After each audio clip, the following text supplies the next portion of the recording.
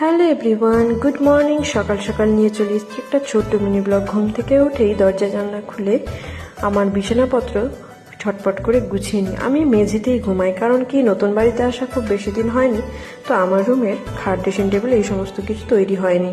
তো finally brush trash করে চা আমি করে নিচ্ছি। আর এদিকে সকাল সকাল যেহেতু আমাদের রান্না হয়, ওই জন্য মা রান্না চাপিয়ে দিয়েছে। চা হয়ে গেলে আমার আর মায়ের চাটা আমি ছেঁকে নিলাম। ছেঁকে নিয়ে আস্তে আস্তে বসে আমি আর মা বিস্কুট দিয়ে চা খেতে লাগলাম।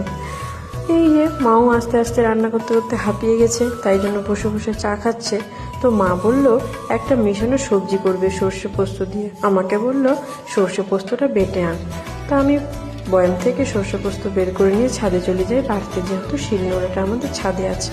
দেখো ছাদের পরিস্থিতি, বৃষ্টির জন্য কাজ বন্ধ আছে, খাট আর ড্রেসিং টেবিল তৈরি হচ্ছে। তো বাটা প্রায় কমপ্লিট হয়ে গেলে নিচে নেমে আসি। আজকের মিনি ব্লগ আমি এখানে শেষ করলাম।